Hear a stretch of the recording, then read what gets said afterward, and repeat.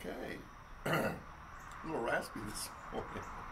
It is muggy as all get out here today. Happy Thursday. I love being outside. Do you know there were just some mornings you feel like you could watch fish swim by through the air.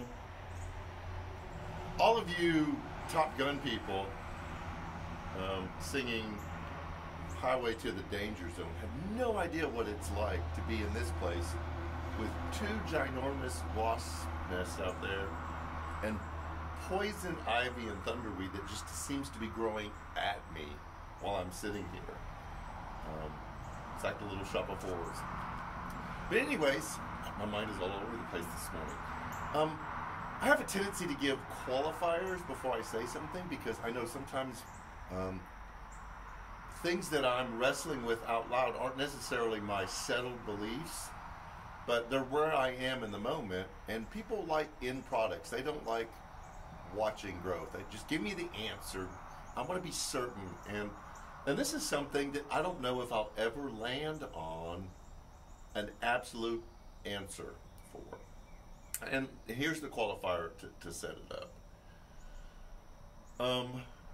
My understanding of how humans are and the way we have a tendency to hold on to things that are kind of weird or don't make sense is because our minds are meaning makers.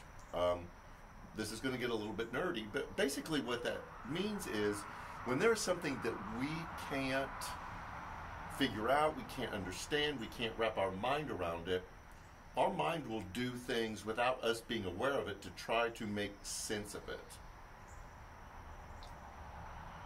We call it connecting the dots. And what happens is our brain doesn't always do a good job connecting dots. There's a lot of dots, and they're supposed to be connected a certain way. Remember the coloring book as a kid where you go from number to number to number, and then you end up with a duck or a turkey. The problem is our dots aren't numbered. And so our brain is working like crazy trying to figure out what that thing means. It's the reason why we can look at clouds and go, that looks like a duck, and that looks like a turtle, and we can see faces in trees when there's no face there, but our mind is connecting the dots and putting it there. I'm just going to say this boldly. It's why we fall for conspiracy theories so easily. It may be stupid, it may be ridiculous, there may be no reason why that could even resemble anything that's close to truth, but because it satisfies a question that we have that we can't find an answer to, we will hold on to it even though it's kind of ridiculous. Not only we do that out in the real world, trying to put the pieces together even if they aren't supposed to fit together, we do that in our spiritual world too.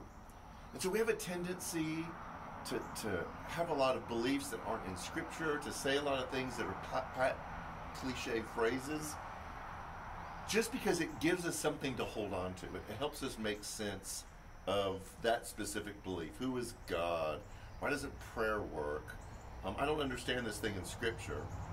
And so we'll put meaning into it, thinking the meaning came out of it, and we'll hold on to it without any kind of openness for a fresh movement from God. All of that to say, I have spent the last 4.5 years of my life trudging through trying to make sense of this traumatic event in my life. I have read Scripture, I have journaled, I have prayed, I have sought guidance, because what happened to me in my previous church situation doesn't make any sense. I know the things that happened, I can say, here are the things that happened, but I can't find any meaning in them. I can't find any purpose in them. And there's nothing worse than suffering or struggle that has no meaning. You can't find any reason for it. It's just random. It's hard. And I know all of you have been through really difficult times, and you have found meaning to it. I'm not going to veer off in any of the directions. I find some people who have very deep, powerful connections with God and this really maturing faith, this thing that's done inside of them. In fact, I may mention one on Sunday morning that is working through a real tragedy and a sense of loss. And then I find people who will just hold on to the weakest, the most unbelievable understandings of struggle or suffering, because they don't know what to do with it inside of it and they can't make sense of it.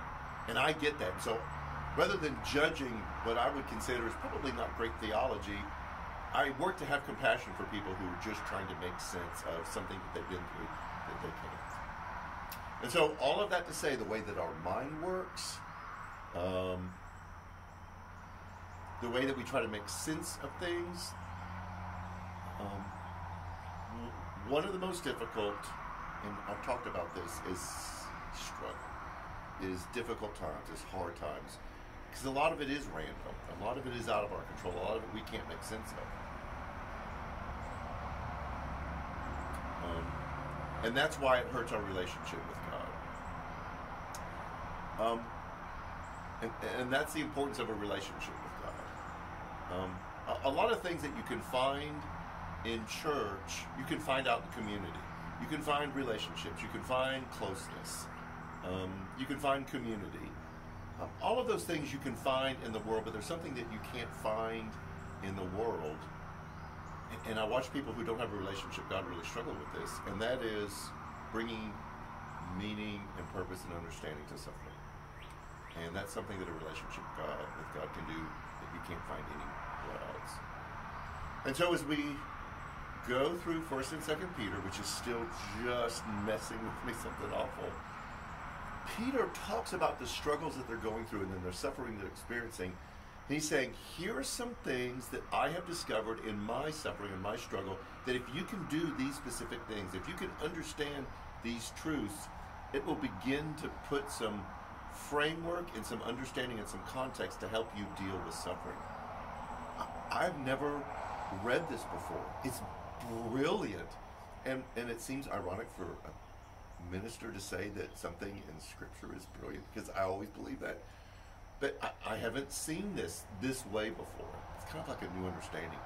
And so in our conversation, it's going to be casual. I like to have some back and forth. On Sunday morning, we're going to talk about some very specific things that Peter mentions that help bring meaning and purpose and connects the dots with suffering. And it's great stuff. So, man, join us. It's going to be a great conversation. We have great worship. You're going to kind of see a tribute to the women's event that we had this past Saturday. It was absolutely fantastic. Super turnout, fun time, great sharing, deep meeting time together. Man Cave on Monday night was phenomenal. We threw the lesson aside and just kind of rallied around and helped kind of guide us through some difficult things, bringing meaning to it. There's a lot of stuff that's coming up. We've got July 3rd. We're going to do a big cookout in place of worship.